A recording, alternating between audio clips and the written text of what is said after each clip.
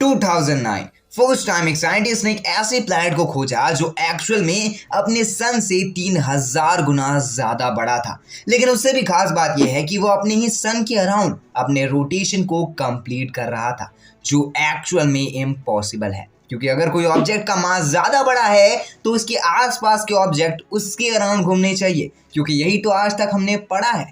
तो क्या ये प्लैनेट फिजिक्स के लॉज को खत्म कर दे रहा है या फिर ये प्लैनेट कोई जादुई प्लैनेट है? नॉर्मल वर्ड्स में ये प्लैनेट एक मिस्ट्री है या फिर कोई चमत्कार? So let's come to the video title, this planets blow your mind. मेरा नाम है Shubham and you are watching science bull.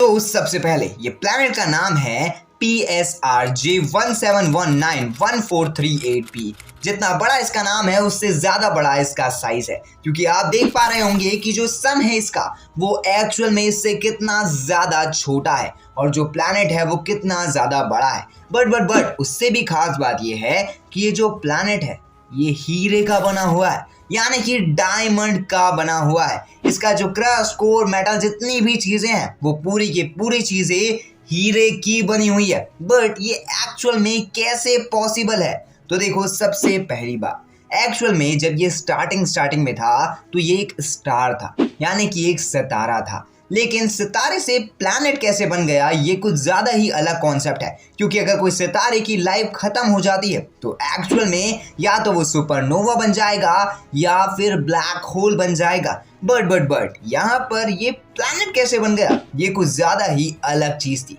तो देखो, होता ये है कि जैसे ही ये धीरे धीरे गर्म होने लगता है और अपनी एनर्जी को लूज करना स्टार्ट कर देता है, तो इसके अंदर का जो कार्बन रहता है वो एक्चुअल में इसका जो होस्ट स्टार रहता है वो गर्म करना शुरू कर देता है। क्योंकि जो इसका होस्ट स्टार है वो एक्चुअल में सन नहीं है, वो एक्चुअल में एक डेड सन है, यानी कि एक न्यूट्रॉन स्टार है, जिसकी वजह से उसका जो पोटेंशियल है वो नॉर्मल सन से 1.5 गुना ज़्यादा है और एक्चुअल में नॉर्मल सन के मास से भी 1.5 गुना ज़्यादा मास है, जिसकी वजह से एक्चुअल में ये जो स्टार था जिसके अंदर कार्बन था वो धीरे धीरे गर्म होना शुरू हो जाता है। और कार्बन के ऊपर जैसे ही हाई प्रेशर लगना शुरू होता है तो धीरे धीरे वो डायमंड में तब्दील हो जाता है, जिसकी वजह से ये जो डेड स्टार था, यानी कि जो न्यूट्रॉन स्टार था, वो सामने वाले होस्ट स्टार को एक्चुअल में डायमंड में तब्दील कर देता है। और देखते ही देखते